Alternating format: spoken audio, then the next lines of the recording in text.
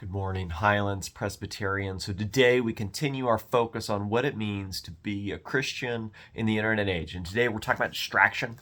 We're talking about rest. And to do that, we're going to go all the way back to the very beginning. What did God create on the very first day? God created light, and then God declared it good. In the beginning, we had light from God. There's no question as to whether or not it's good. Later on, when God creates humans in God's image, and humans were dwelling in the Garden of Eden, they would walk in the cool of the evening. They were dwelling in that light. All was right with the world. Everything had been declared good. Back in the good old days, when light was light and dark was dark, we slept when it was dark. We rested.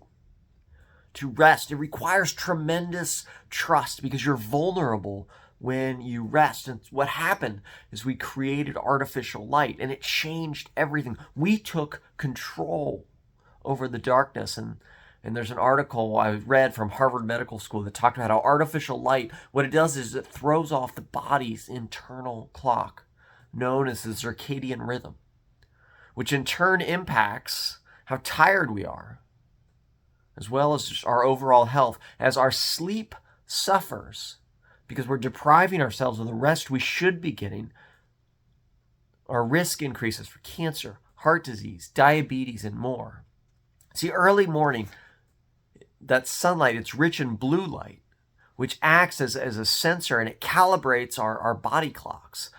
And so as we're exposed to sunlight in the morning, our cortisol levels spike, our cognitive levels increase. It's thought that as much as 60% of our body's energy is dependent on light. Mood, hormones, digestion, and more. It's regulated by light. Natural sunlight, it can synthesize vitamin D, which directly impacts our health. It can also regulate secretion of melatonin, impacts our hunger, our digestion. These blue wavelengths, they're beneficial. They boost our moods and attention, and our body for thousands of years was accustomed to getting it at certain points of the day.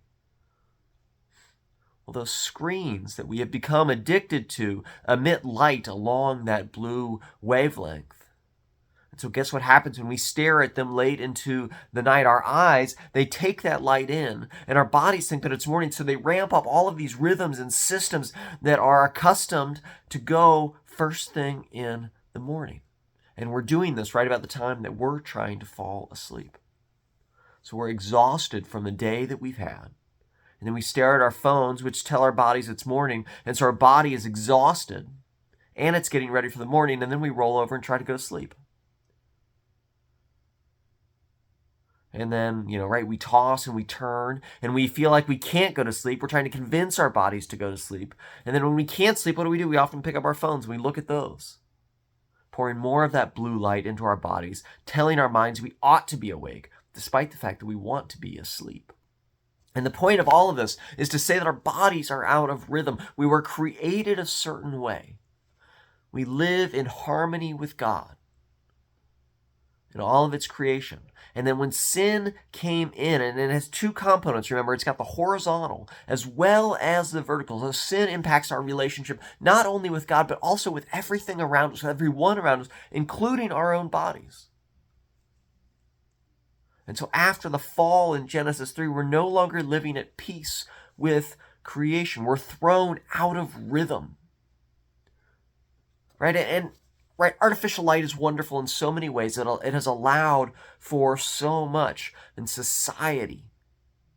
Our calendar is no longer dictated by the rising and setting of the sun. You can work beyond the end of daylight, and it's opened the door to so many creative endeavors. Movies and shows, things that are on television screens, all made possible by the light bulb.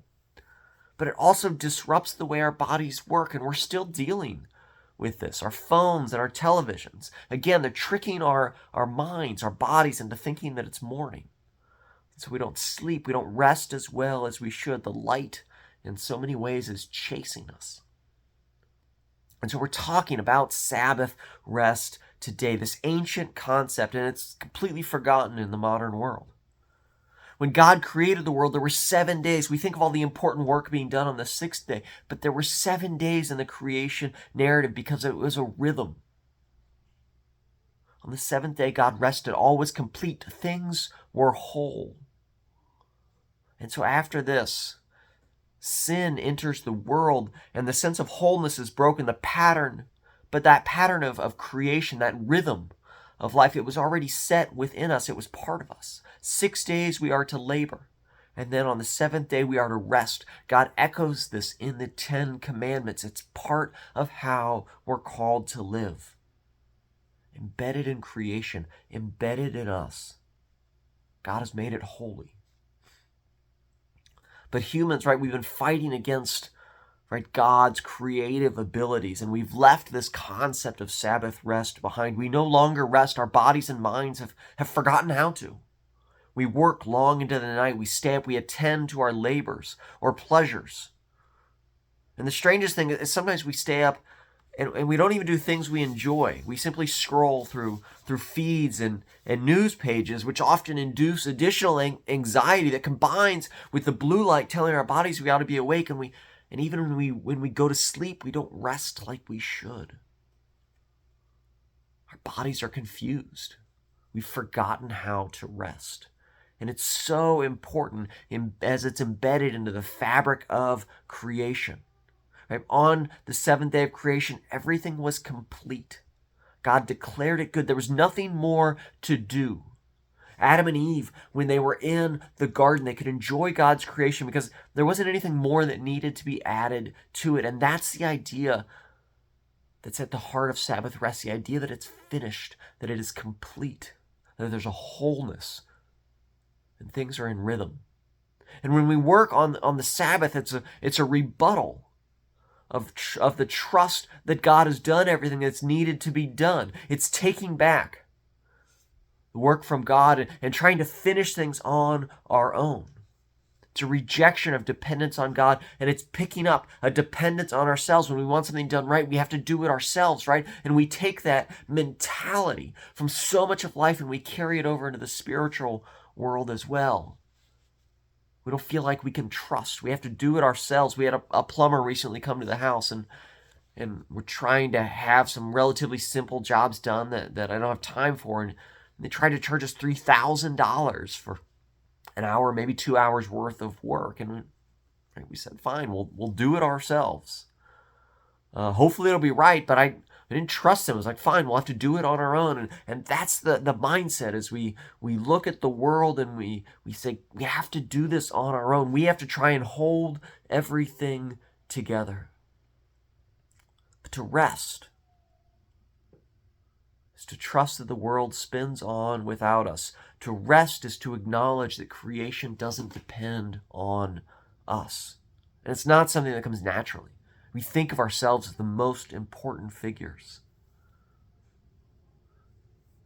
It's our busyness is in so many ways, it's us creating our own artificial light in some way, shape, or form, and sort of beating back the night, which we look at as chaotic. Rest. It reminds us of our place. It keeps us humble. It helps us learn to trust in God, for it is God who keeps the world spinning, not us. When we rest, we remember it is God who created light. It is God who keeps the light shining. The light shines in the darkness, and the darkness has not overcome it. This is what John picks up in the beginning of the gospel, because when Jesus comes, what does he say? He says, I am the light of the world. And it's a lesson to the disciples that the best way to cope with the darkness in the world is to focus on Christ as the light, not to frenetically try and create artificial light through our busyness and trying to grasp all of the control for ourselves, but it's to rest in Christ. To see him as the true light, for he is. And to recognize that so much of the artificial light in the world is a distraction. And so it's important for us is how do we discern the light that is the true light that comes from God and the other light that distracts us and disrupts our natural rhythms and keeps us from living at peace with ourselves and with those around us. In Revelation, John paints a vision. And it's meant to help us see what life will be like when true relationship is fully restored. There won't be any artificial light. All we will have will be God, and that will be enough. God will be our light. There will be no more darkness, no more fake lights leading us astray. We will navigate by God.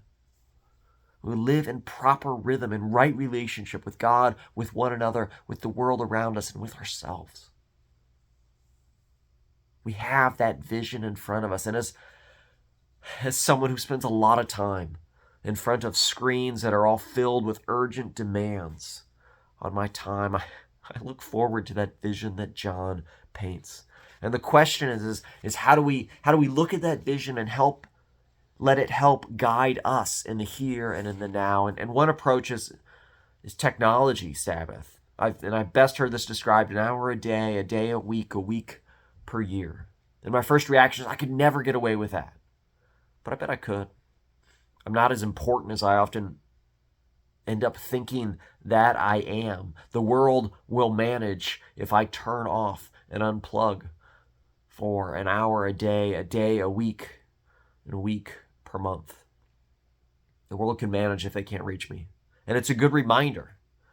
There's studies shown that even the mere presence of phones, even if we're not looking at them, even if we're not touching them, their presence impacts our cognitive performance. Simply staying near them, they tug at our conscience. They distract us.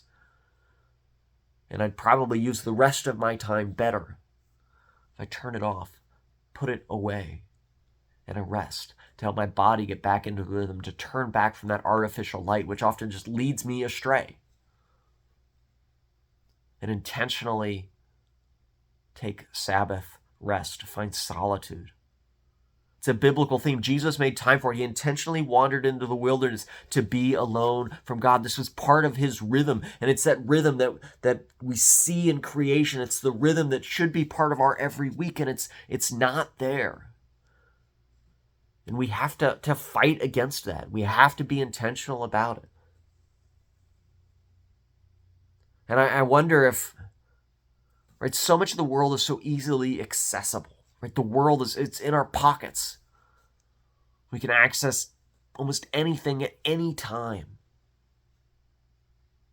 And we just take it for granted. And right, do we treat God as a common item as well? Do we do the work of Sabbath rest to give God first access to hearts and minds and lives? Are we willing to expose ourselves to trust God completely, to discover what depends on our work and what depends on God? Right? Some of us might be afraid of that answer. I might be afraid of that answer, to discover how much of it doesn't really depend on me. If intentional time aside, if rest away from everything was an important part of Jesus' ministry, the fuel it seemed like he used to re-enter the world and engage with others, then we should probably be intentional about how we rest, about how we disengage from the technological world, from all of that artificial light that is screaming for our attention and disrupting our rhythms in life. And do we set time aside to be with God, to let God help restore that relationship in us that was ruptured in Genesis 3? Jesus is the light of the world. He's come to save us despite our sin. He loves us unconditionally. And may we take the time to reflect on that, to set time aside to let the reality of that love, the reality of that grace transform us and reset our rhythms, that we turn away from sin and we rest and let the rhythm of God and the rhythm of grace define our days and our weeks. Our hearts need rest, right? Every heartbeat, there's a rest period in it. Rest is a part of us. May we make sure that we get enough, that it's focused on God, that we make time for it. And we fight back against the influence of the world, and we go out into it as a restful people who have learned what it's like, that we depend on God. The world doesn't depend on us, it depends on God, and that is the best possible news for a weary world looking for the light, that Jesus Christ is the light of the world. Thanks be to God.